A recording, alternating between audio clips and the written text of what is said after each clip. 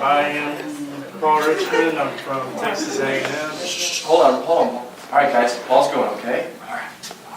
Hey, my name's Paul Richmond. I'm from Texas A&M with the LEAP program, and I am for the bill, House Bill 296, because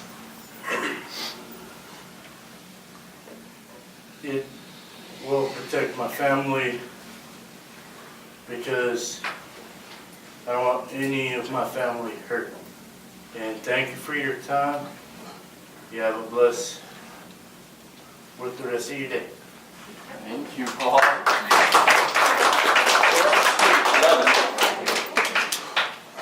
Yeah, thank you. I always appreciate when somebody's going to come in and tell me exactly what they feel, why they feel it, real quick, get it out of the way.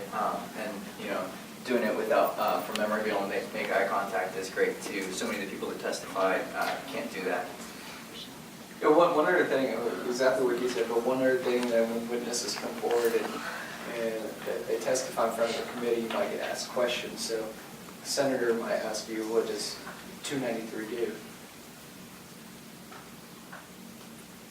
What do you think, bud? Do you remember what the bill does? What was it? It was, Remember?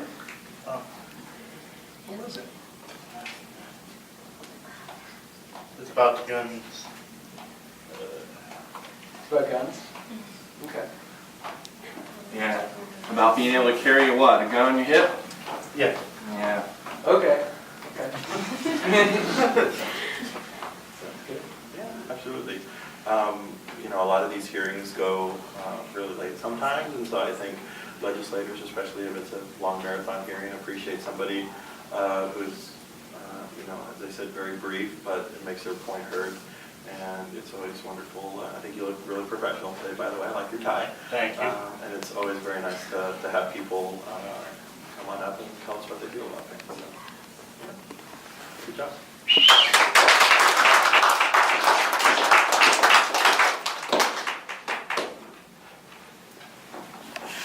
All right. Hello, my name is Emma Thomas, and I am for editing the Bill 2992.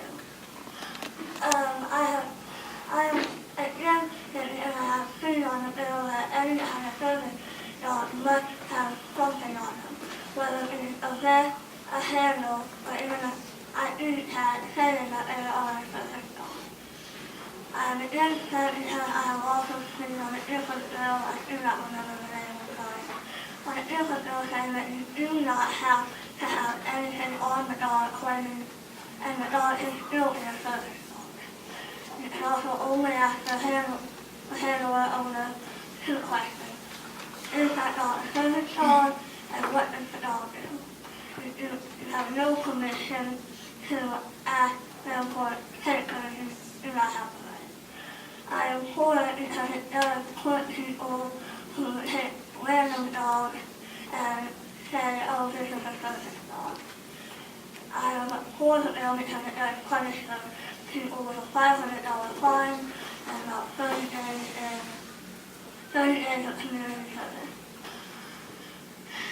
I have my own personal experience with a friend of mine who had a service dog for mobility, picking stuff up and helping them. We went to Alabama in my hometown, Weathersburg, and they were refused the service because of the dog. Once again, my name is Emma Thomas, and thank you for your time, and have a God bless day.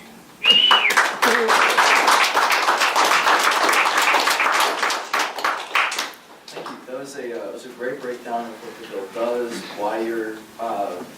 why you feel the way you do on the issue, and you brought in your own like personal testimony, like your experience. That's like the 3 things that I would recommend that any person that testifies do, and you did all 3 of them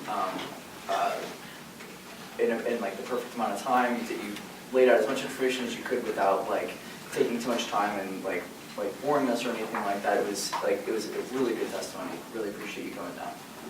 Yeah, you went point by point, which was really good for us to better understand where you're coming from. And you also attached the personal aspect to it as well.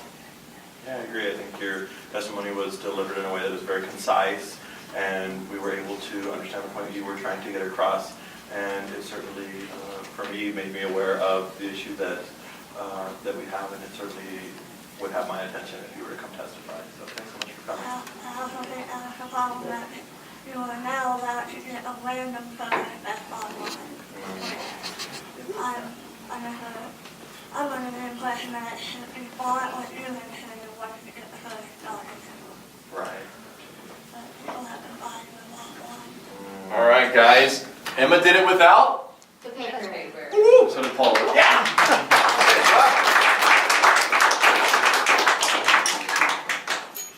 Alright, I'm Tiandra from Elite Program, and I'm for SB 602.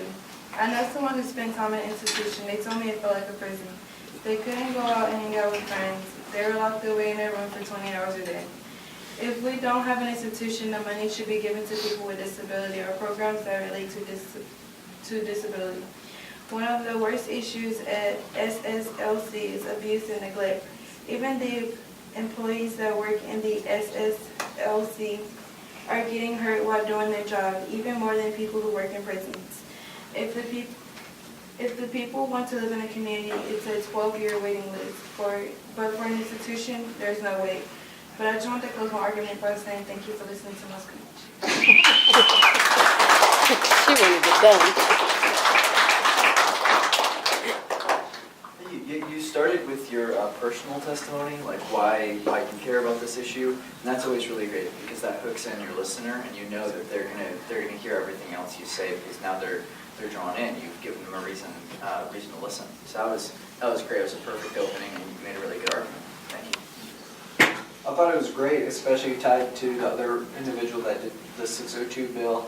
We heard two perspectives on the same bill, which was really good to hear, and why we appreciate multiple people coming to testify on the bill.